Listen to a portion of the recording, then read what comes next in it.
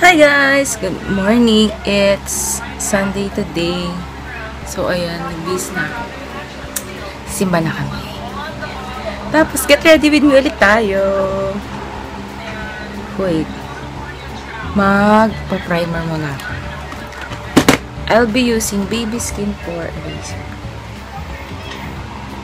Kapag toner na ako guys, yung Nivea pa din. Napanood ko sa vlog. Nakalimutan ko kung kay Miss Say Choco, kay Ate Ann Clothes, or kay Miss Purple Aries. T-zone lang ang lalagyan. T-zone. Mamaya, baby. Ayun si Isan. Nandiyan. Sige, wait lang. Tagal mo! Lagay lang ako dito. Wait nga lang, patidayin ko lang si Isan. Hey guys! Wait lang. I'm back. I'm back. Ay, wala. Tapos, nagagamitin ko foundation is Maybelline Fit Me. Shade ko is 125 Nude Beige. Nude Beige. Maganda to guys, kaya lang yung bottle niya hindi hygienic kasi yan, open na open. Lalagay lang ako. Konting-konti. A little goes a long way, sabi nga nila. Tsaka mabilis mag-set to, guys. Kaya dapat.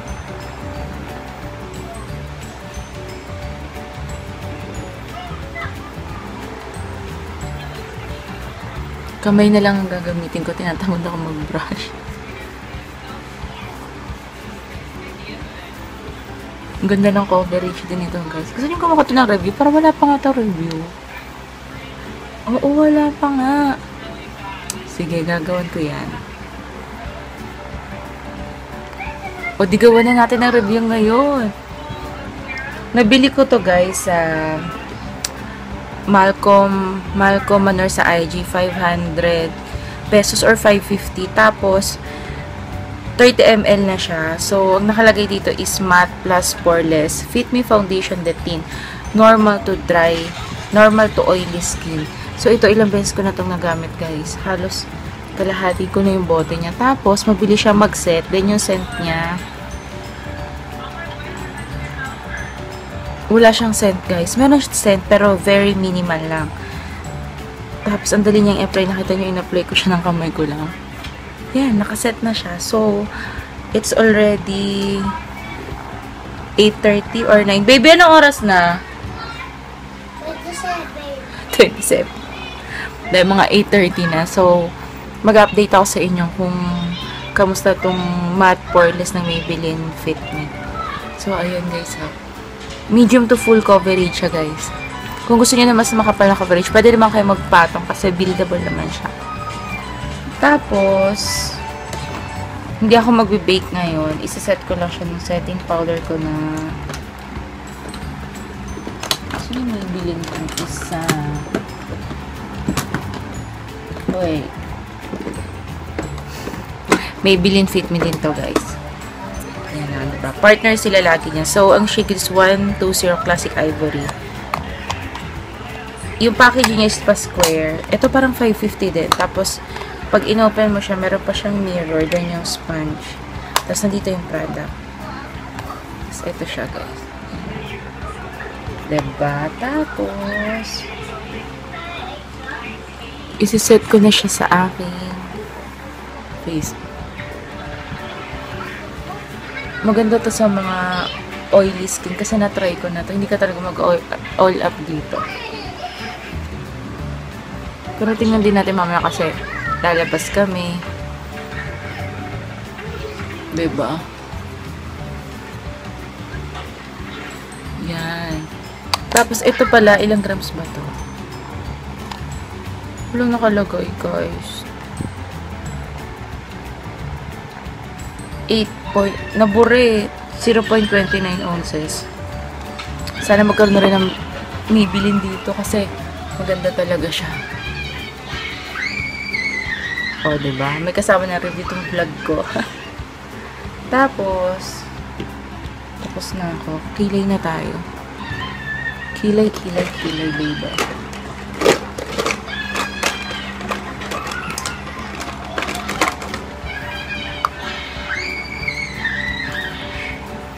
Brush ko lang ang aking kulay.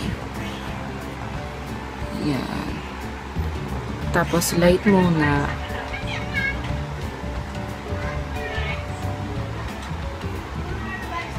Tapos. Sorry.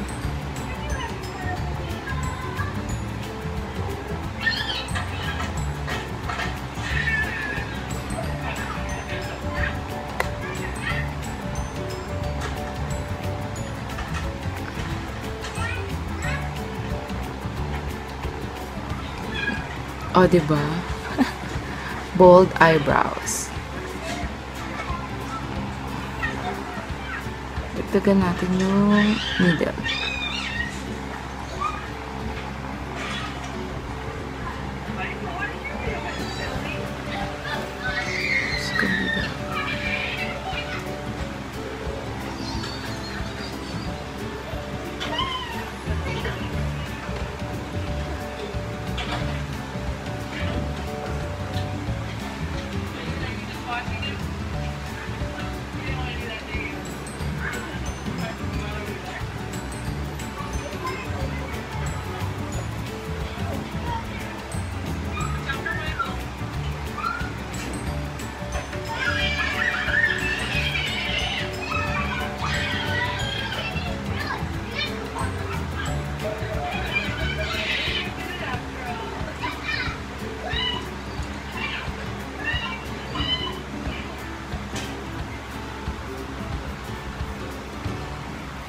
Yeah.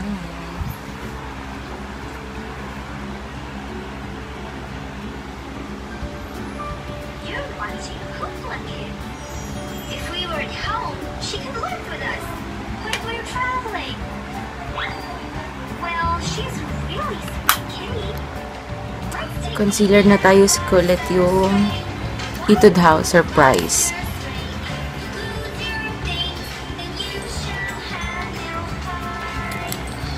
Surprise!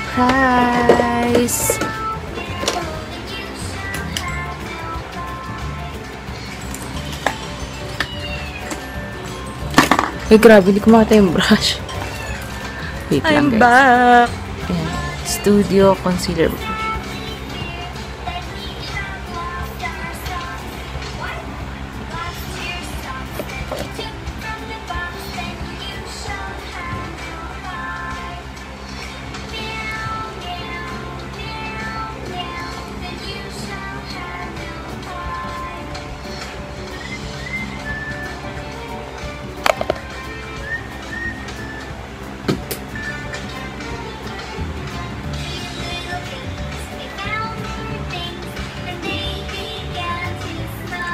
Oh, diba? Ang ganda na ng shade.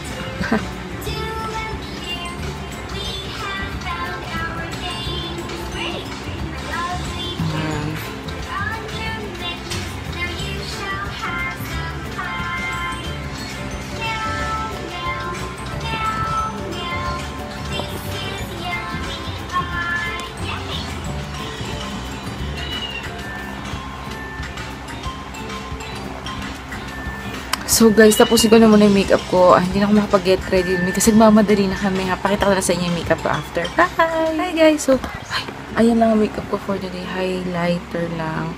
Nag-highlight lang ako lipstick, mascara, tsaka eyebrows. Walang blush on and contour effect.